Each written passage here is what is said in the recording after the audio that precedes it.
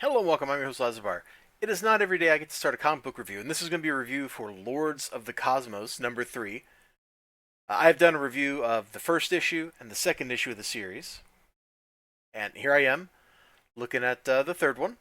I got this because Jason Lennox sent me the stuff, and he was like, yo, I liked your review of number 2, you want to look at number 3?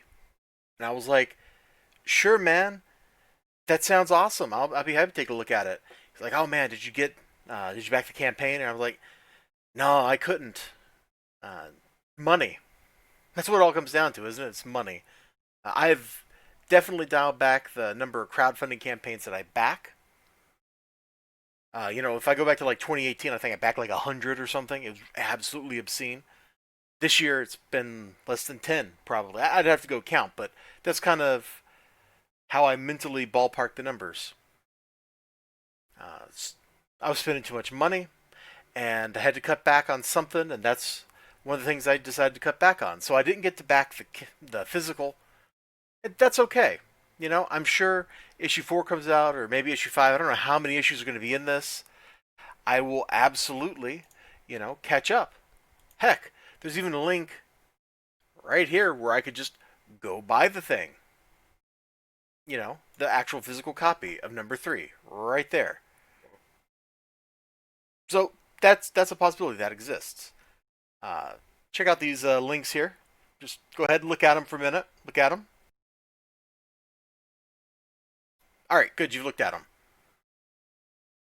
Now, Lords of the Cosmos is kind of like a darker take on He-Man, like Masters of the Universe, like that kind of story. Is there a way I can just like size this to fit the height? Here? Well, that maybe went a little too far. We'll take a look at one of these covers here. I really liked it. It was this one right here. Suddenly, I'm wishing I had page numbers that I could just jump to show you the stuff I wanted. So I think I am going to actually pause the video, write down some page numbers that show exactly what I want to show, and then we'll come back to it. But check out this really cool cover. This like speaks to me on some weird level, and I don't really understand why. Okay, I'm back. Hi. I actually have some page numbers now. In fact, let me like retype page 4 here. No, you're not gonna let me. You know what if I do this? That's a little better. I mean, that is pretty cool looking. Even got like the little trophies strung around his neck and stuff. Like that is one crazy bee hornet thing. Probably a hornet. It's probably a hornet. You crazy, ain't he? Don't worry, we learn more. We're gonna jump forward to the amazing page number 10, where we get to see Orcamemnon in action. So the last issue ended with the bird Avateus or something like that fleeing from Cycorn, which is right here, and Pustulence, I think was that one's name. So he's like injured, poisoned and stuff, losing power, losing control, and then you got Orcamemnon rolling in, and as soon as we see him,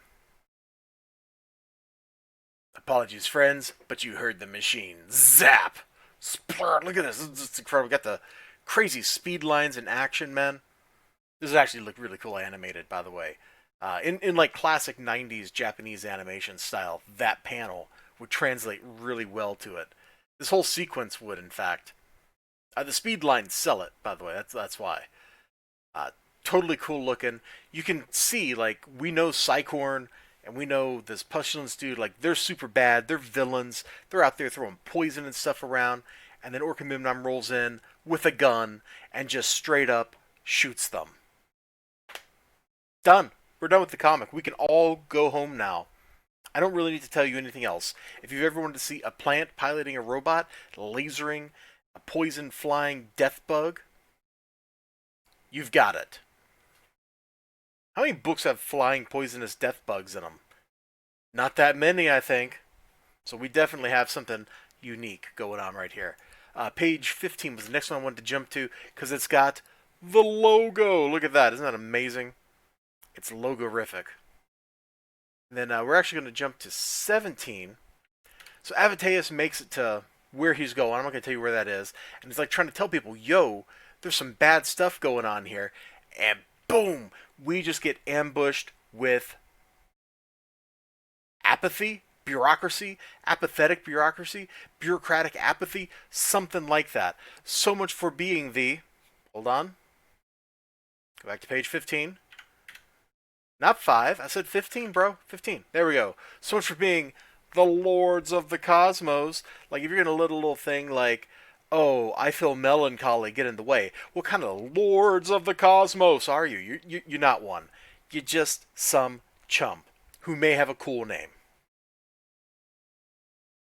So there's some more stuff going on, and I'm kind of dancing around what exactly Avateus is doing there, who all those people were, except they are the Lords of the Cosmos. I'm going to keep saying it like that, I think, if I keep saying it. So I'm probably going to stop saying it so I don't have to keep doing that. Orca is just off doing his own thing, lasering things, like, come on. But now you're thinking, Elizibar, what about that bee on the cover? Elizibar, what about Orca? Can we learn more? You know? Just imagine right now, there's the click to learn more popped up on your screen, and you click it. Well, you are in luck. Because we get an origin story for the shotgun bug right here. Wrong question, flesh bags. You don't ask, why does that bug got a shotgun? let me scroll up a little bit so we don't spoil what happens next. So we totally get his origin story. We learn about his hive, their struggles with people, all that cool kind of stuff. I actually like what happened in this little story here. It's short and sweet, gets right to the point, doesn't waste any time, fills in a lot of info, and it does it through an action. Basically, it's all like action stuff. There's a lot of world building in the action of this story. This is so far... this is definitely better than the main story. The main story is interesting because you got the, flower lasering stuff to death. But there's just something about this wasp with a shotgun that it speaks to me. We're going to jump to page 35 now because there's another origin story. I was looking on the wrong screen from my mouse there. I was actually looking at my OBS window and not the one where I'm actually doing stuff. Look here, we got crazy... this action was a little hard to follow sometimes. The line work could be a little bit confusing because there's a lot of overlapping stuff and there's no color in here to differentiate some of the things. It would have popped a lot more with a little bit of coloring applied. But look at this. Crazy plant combat. So this is all about Orca origin story. And it's action. You've got Redwood up here. Redwoodton. There we go. You get these crazy, I think they're like funguses or something, man. They're like not happy. There's Orca running. Coming to the aid of Redwoodton. So this is all about like the struggle of the plants versus the sporeborn or whatever they were called that are in conflict with them as the world depletes itself. And it's pretty cool. There's lots of action here. There's lots of combat. There's some philosophical brooding from Orca. You kind of gain that insight into his character, into what he's all about. That's pretty good stuff. The bee with the shotgun story, though, that's totally the best. I'm not just saying that. I really like that. I think I enjoyed that one a little bit too much. But the whole book was enjoyable. I kind of want to see the main story advance a little more because it's advancing pretty slow. We're doing like an anthology kind of thing, where we have like the main story and then 2 backup stories or whatever, and that's cool and all. But I would just like to see Umex. Yeah, I think that's the bad guy's name. See like him get into like direct conflict with the main hero or something. Like I think that would be really rewarding stuff. It'd be a lot of fun to look at, if nothing else.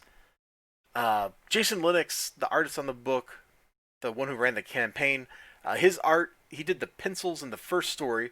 Somebody else inked it, and somebody else has done the art in the other in the 2 like backup stories. But the art through most of this book is pretty pleasing. The only place I think the art kind of fell down is this last story, just because sometimes it was hard to follow the action. Now, to be fair, I didn't read this on my computer with slightly larger pictures. I read it on my phone while I was doing other stuff. So maybe some of that's just on me. Maybe some of that's just on me. But it's how I feel. So that's why I'm telling you. All in all, great fun reading Lords of the Cosmos. I gotta admit, when he asked me to review this, I felt like, oh man, there's gonna be this big pressure to say like really nice things or whatever. Anytime somebody does that, like, hey man, want to read this? Check it out. I kind of feel that way, and more often than not, in fact, I think in literally every case, I've gotten done reading it and I went, huh, I liked it. And that's exactly what happened here. I had a ton of fun reading this. You all take care of yourselves. You have a great day. And check out Lords of the Cosmos. You can find it in... hold up. Find my mouse cursor. You can find it here. So you can find it on Comixology, if you want to get the digital. Or you can go to the Etsy shop for Jason Linux and get the physicals. Pretty cool. Podcast and print interviews are available, so if you're interested in interviewing him, you totes can. You all take care of yourselves. You have a great day. I think I already said that, so I'm just going to shut up. Bye-bye.